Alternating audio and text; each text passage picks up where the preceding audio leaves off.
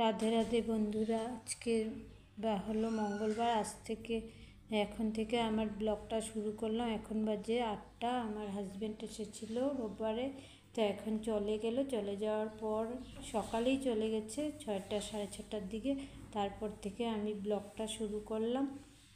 আর রবিবার সোমবার আমি কোনো ব্লগ করিনি, তার জন্য আর আপনাদেরকে আমার হাজব্যান্ডকে দেখাতে পারিনি। তো শরীরটাও ভালো ছিল না ব্লগ করার মতন। আর প্রথম থেকে শেষ পর্যন্ত দেখার অনুরোধ রইল। ভিডিওটা ভালো লাগলে লাইক কমেন্ট শেয়ার, নতুন বন্ধুরা আমার চ্যানেলটাকে সাবস্ক্রাইব করে আমার পাশে থাকার অনুরোধ রইল। কেমন? আর আজকে আমি কি বানাচ্ছি দুপুরে একবার দেখে নিন মেনুটা, তাহলে দেখতে থাকুন, আশা করছি ভালো লাগবে। আমার ডাল সিদ্ধ হয়ে গেছে, আর পনির এনেছিল কালকে আর পনিরটা বানাইনি, যেহেতু মাছ ছিল। তো আজকে মঙ্গলবার, তাই পনিরটা বানিয়ে নেব। আর এখানে আমি উচ্ছে কেটে নিয়েছি, উচ্ছে ভাজা করব। আমার ডাল সিদ্ধটা হয়ে গেছে। হয়ে যাওয়ার পর এখানে ভাত বসিয়ে দিয়েছিলাম, ভাতটাও সিটি পড়ে গেছে। আর এখানে আমি উচ্ছে ভাজাটা বসিয়ে দিলাম। এখন আমি চা বানিয়ে নিয়েছি, চাটা খাবো। চাটা আমি সকালে খেয়েছি নিচে মাসিদের সাথে, এখন না খেলেও হতো, কিন্তু আমার হাজব্যান্ড একটা রুটি খায়নি, 2টা রুটি দিয়েছিলাম খায়নি, তার জন্য আমাকে এটা চা দিয়ে খেতে হবে।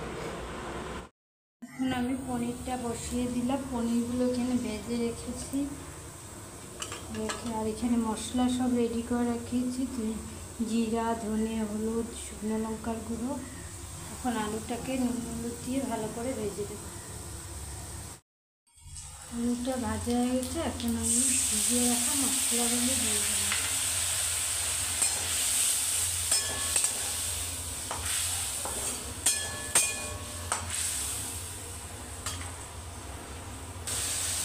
এখন এর মধ্যে পনিরটা দিয়ে আবারও ভালো করে কষিয়ে নেব।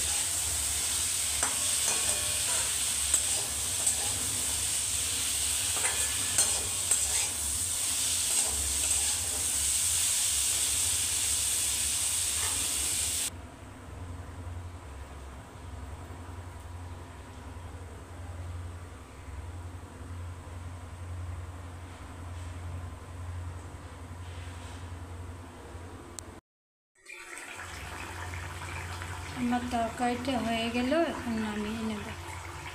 এখানে আমি রান্না করতে করতে মরিচগুলোর ডাটা ছাড়িয়ে নিলাম, নাহলে পচে যাবে। কালকে একটা জিনিস কিনে এনেছি বাজারে গিয়ে, চলুন দেখাই আপনার। এই ফিল্টারটা কিনে এনেছি। কেমন হয়েছে ফিল্টারটা একটু বলবেন।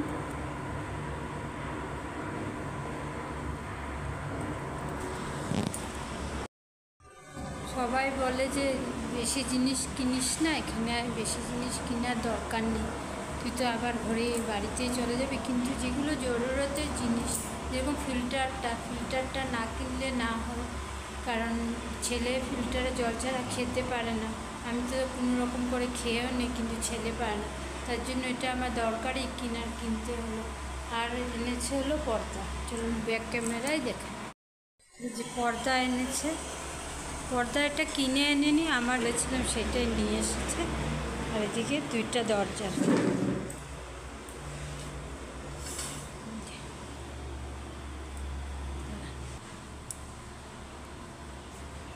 এই যে দরজার পর্দাগুলো কেমন হয়েছে বলবেন। পর্দাটা আমি কিনিনি, আমার দেওর কিনেছিল ঘরের জন্য, তেজুর ঘরের জন্য।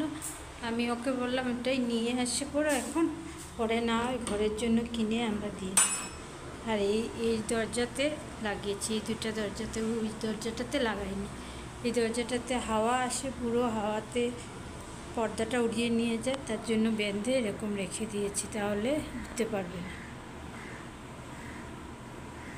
চলেন একটু ছাদে গিয়ে ঘুরে আসি।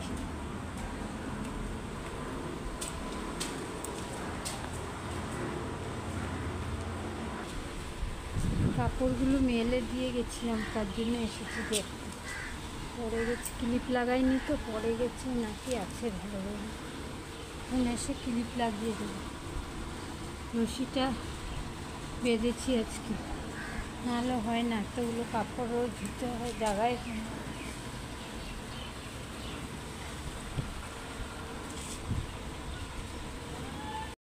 আর কিছু কাপড় এখানে মেলে দিয়েছি, জল ঝরলে পরে ভিতরে নিয়ে যাব। চলো এবার ঘরে চলে যাই, ঘরে গিয়ে বাকি কাজগুলো করে ফেলি। ছেলে স্কুল থেকে এসে পড়েছে, তারপর আমি খাওয়ার জন্য সব কিছু রেডি করে নিচ্ছি, নিয়ে একসাথে দুজন বসে খেয়ে নেব।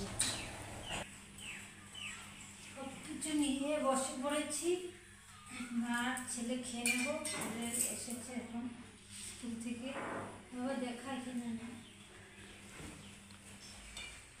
এই যে পনির তরকারি, আলু দিয়ে পনির তরকারি করেছি, উচ্ছে ভাজা আর বয়েল ডাল, ছেলের জন্য বয়েল ডাল, লেবু পাতা দিয়ে বয়েল ডাল করেছি।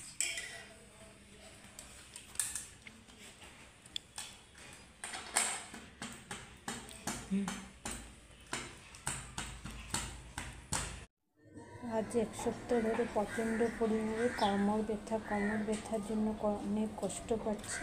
কোমর ব্যথার থেকে আমার পুরো শ্বাসকষ্ট হচ্ছে, শুয়ে বসে দিন কাটাচ্ছি, কারণ আমার একটা ব্যথা উঠলে বহুত শ্বাসকষ্ট হয়, আমার প্রবলেম হয়ে যায়। তার জন্য আমি ভিডিওটা এডিট করে আমি আপলোড করতে পারিনি।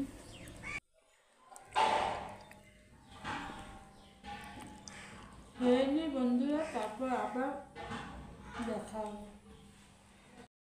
দুপুরে খাওয়া দাওয়ার পর মা ছেলে দুজনেই ঘুমিয়েছিলাম, ঠান্ডা ঠান্ডা ওয়েদার তো ঘুম পেয়ে গেছিলো।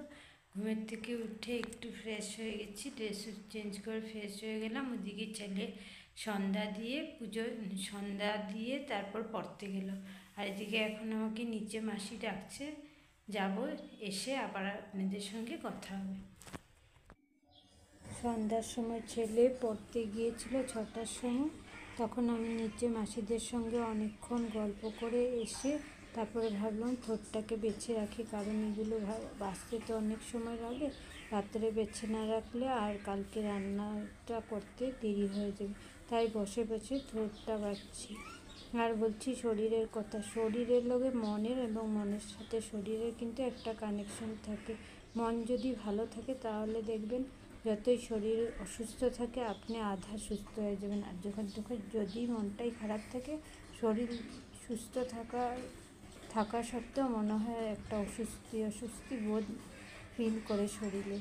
তার জন্য মনটাকে ভালো রাখার জন্য আমি কি করি, যখনও আমার ভালো লাগে না তখন গান চালিয়ে পুরোনো দিনের গানগুলো, 90s গান, তার থেকেও পুরোনো গানগুলো যা আছে যেগুলো আমি লাগিয়ে শুনতে থাকি, তখন আমার একটু মনটা ভালো লাগে।